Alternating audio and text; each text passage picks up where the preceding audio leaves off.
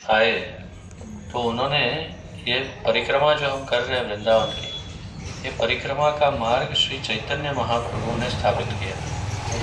श्री चैतन्य महाप्रभु ने जो परिक्रमा की, उसी पर आज पूरा जगत परिक्रमा कर रहा है। तो ये परिक्रमा का पूरा मार्ग श्री चैतन्य महाप्रभु ने स्वयं ही स्थापित किया है। और जब आदि परिक्रमा हो गई और ये यहाँ एक बहुत ही विशाल वट वृक्ष था, तो यहाँ आए तो इसके नीचे उन्होंने विश्राम किया श्री चैतन्य महाप्रभु। अभी पुराना जो वट वृक्ष है उसका अवशेष है, तो पीछे आप जाएंगे तो पुराना वट वृक्ष का अवशेष दिखेगा जो 550 वर्ष पुराना, और होगा उससे भी पुराना होगा, ये प्राचीन होगा।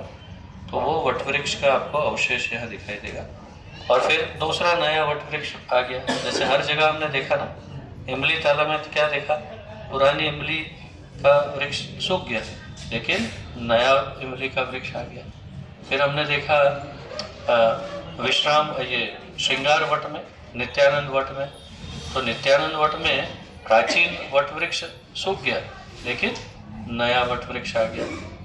वैसे ही यहाँ पर भी श्री विश्राम वट जो है चैतन्य महाप्रभु का, वो वट वृक्ष सूख गया लेकिन तुरंत नया वट वृक्ष आ गया। तो वो केवल अपना देह परिवर्तन, अपना ये आगे आगे आ जाइए, पीछे से भक्तों को बैठने के लिए जगह दीजिए और आगे उन्होंने तुरंत नया शरीर धारण किया और नया वट वृक्ष आ गया। तो ये वही महात्मा है जो यहाँ भगवान की लीला में से यहाँ रहते हैं।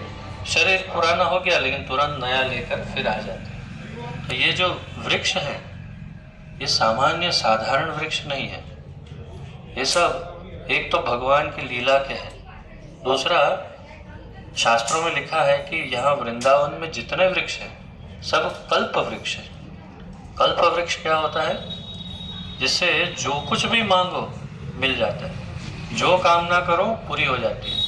हजारों लाखों भक्तों का ये अनुभव है कि यहाँ किसी वृक्ष के नीचे बैठे बैठे कुछ सोच रहे थे और हो गया, क्योंकि ये सारे कल्प वृक्ष हैं, सामान्य दिखने वाले लेकिन ये सब अतिशय दिव्य वृक्ष है, जागृत वृक्ष है। एक आपको अभी ताजा हमने एक लीला सुनी जो मैं आपको बताता हूँ। एक बाबा जी थे यहाँ पर, उनका एक नियम था नित्य कि वे क्या करते थे, हमेशा जो वृक्ष है उनको भागवत सुनाते थे।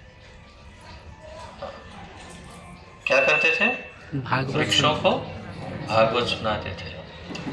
और श्रेयसी माता जी जागृत रही, तो यहाँ क्या करते थे, वृक्षों के पास जाकर के भागवत सुनाते थे। फिर क्या हुआ, एक दिन उनको कुछ दूसरा कार्य था और भागवत सुनाया नहीं, अपने कुटिया में गए और भजन करने लगे। और फिर धीरे से उनको नींद आ गई, जैसे अभी श्री माता जी को आ गई जैसे। तो जैसे ही उनकी आंख लग गई, सोए, तो स्वप्न में एक वृक्ष आया और उसने कहा, बाबा आज कथा नहीं सुनाई? तो बाबा ने पूछा, तुम कौन हो? बोले, आपकी कुटिया के बाहर जो ये वाला वृक्ष है वही तो मैं हूँ। मुझे आज आपने कथा नहीं सुनाई तो अच्छा नहीं लग रहा है, आप कृपया कथा सुनाइए। तो कहाँ है? बोले, वो उस जगह पर उस कोने में मैं खड़ा हूँ।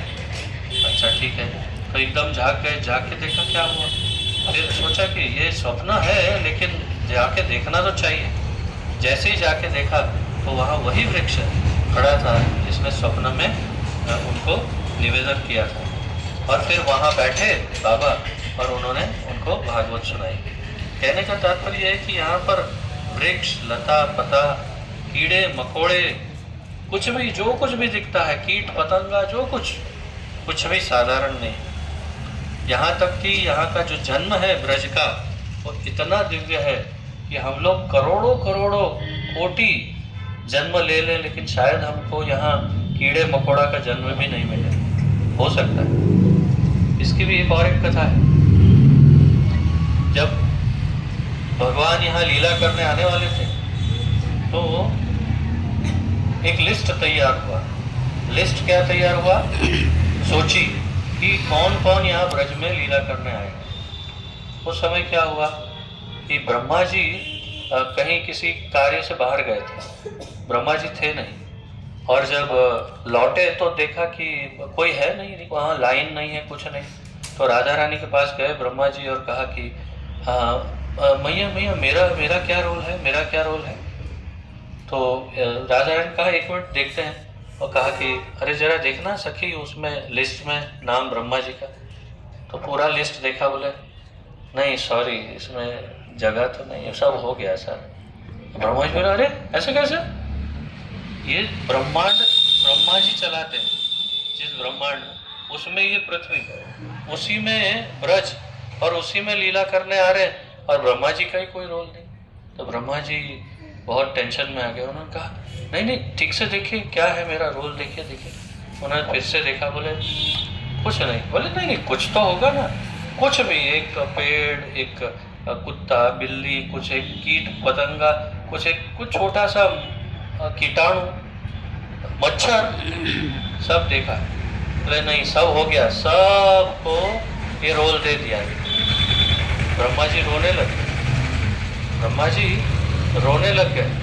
ये वास्तविकता है उसकी, अभी आपको पता चल जाएगा कि ये वास्तविकता कैसे है। ब्रह्मा जी रोने लगे। राधा रानी ने कहा ऐसे कैसे होगा राधा रानी, आप ये ब्रह्मांड चलाने का काम मुझे ही दिया है और मेरे ही ब्रह्मांड में आप आएंगे और मुझे कोई रोल नहीं मिलेगा, कुछ तो रोल देना चाहिए आपकी लीला में। तो राधा रानी ने कहा ठीक है, आप एक पर्वत बन जाओ और आपके ऊपर ही मैं निवास करूंगी और आपके सर के ऊपर रहूंगी मैं। ये एक ही रोल बाकी है, बाकी सारे रोल समाप्त हो गए। बोलिए आप तैयार हैं? ब्रह्मा जी बोले ओके रेडी, तैयार हो। तो ब्रह्मा जी ब्रह्मगिरी पर्वत बन गए। क्या बने? ब्रह्मगिरी पर्वत। जोर से बोलो। ब्रह्मगिरी पर्वत। ब्रह्मगिरी पर्वत बने और उनके ऊपर बरसाना धाम। और आप भी, हमारे लीडर ही सो रहे हैं तो बाकी किसी को क्या बताएगा। तो बरसाना धाम जो है वो ब्रह्मगिरी पर्वत के ऊपर है और वो जो पर्वत है वो क्या है, क्या है? हाँ? ब्रह्मा जी का सर, उनके सिर के ऊपर हम चढ़ते हैं और राधा रानी का दर्शन करते हैं। वो ब्रह्मगिरी पर्वत स्वयं ब्रह्मा जी का सिर है। और भी दोनों हैं यहाँ पर। दूसरे तो कौन रह गए? महादेव और नारायण, वो भी पर्वत स्वरूप में है। कौन से पर्वत में? हाँ नंदीश्वर पहाड़। जय हो जय हो, लक्ष्मीकांत प्रभु की।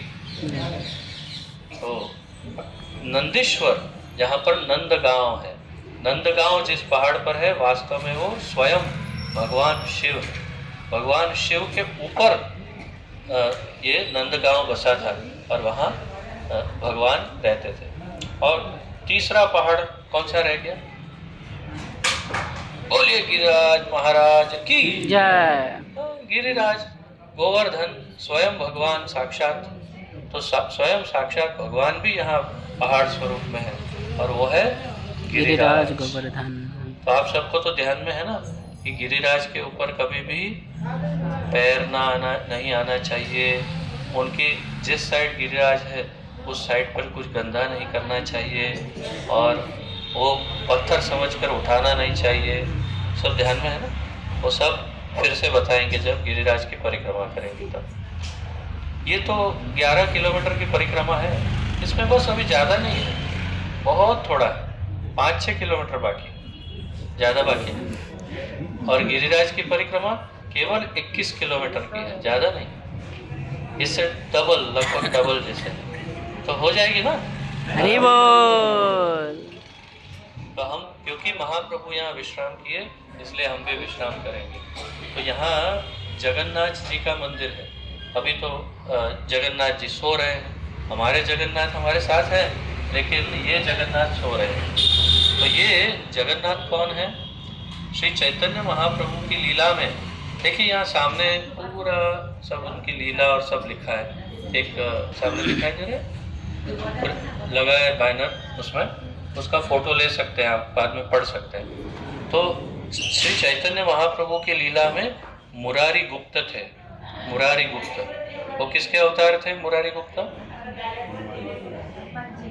हनुमान हनुमान जी के अवतार मुरारी गुप्त। और वे किसके भक्त थे? राम जी। श्री राम जी के भक्त थे। लेकिन उनके पूर्वजों के जगन्नाथ उनके पास थे सेवा। तो जब एक बार मुरारी गुप्ता ने यात्रा के लिए वृंदावन आने के लिए निकल रहे थे, तो उनके ये जो जगन्नाथ है अंदर है, उन्होंने कहा, प्रेम रूपा माता जी आप वहाँ दूसरी कथा बताइए। तो जगन्नाथ जी ने क्या कहा? जगन्नाथ जी ने कहा कि अरे मुरारी, तुम वृंदावन जा रहे हो मुझे अकेला छोड़कर? ऐसे नहीं, मुझे साथ लेके जाओ। अरे आप क्या करेंगे? नहीं नहीं, मुझे जाना है वृंदावन, चलो मुझे ले चलो। तो कितने बड़े विग्रह हैं, नीचे से इतने बड़े विग्रह, इससे भी बड़े होंगे, काफी बड़े विग्रह है जगन्नाथ जी। तो मुरारी गुप्ता को कहा भगवान ने, जगन्नाथ ने, मुझे ले जाओ। तो आए और यहाँ पर उनको रख दिया जगन्नाथ। और फिर मुरारी गुप्ता सब जगह परिक्रमा करने निकल गए। परिक्रमा हो गई, ब्रज परिक्रमा, और वापस आए। वापस आकर जगन्नाथ को कहा, चलिए जगन्नाथ चलते हैं घर।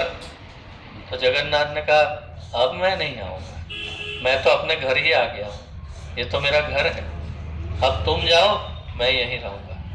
तो जगन्नाथ ने स्वयं साक्षात बोल करके, बात करके उनको कहा कि तुम चले जाओ। तो ये जो बात करने वाले जगन्नाथ है ना, वही यहाँ पर है अंदर, जिनके आप सामने बैठे हो, लेकिन अभी ये दर्शन नहीं दे रहे हैं क्योंकि उनका हम तो बहुत लेट आए आज, इसीलिए।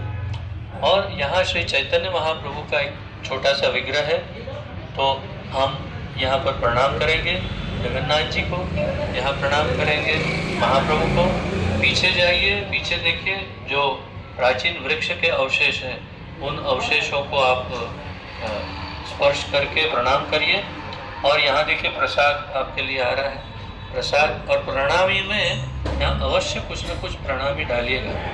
ये मंदिर में आने वाले भक्तों की बहुत सेवा होती है, यहाँ हमेशा प्रसाद बांटते रहते हैं, इन लोगों का भाव बहुत ही अच्छा है। तो यहाँ पर कुछ न कुछ अवश्य प्रणामी में डालिए, डोनेशन बॉक्स में कुछ न कुछ श्रद्धा से अवश्य डालिए, क्योंकि यहाँ बहुत अच्छे से, भाव से, प्रेम से सेवा होती है सबकी। और प्रभु जी देखिए हम सबके लिए तुरंत प्रसाद लेकर आ गए, है ना।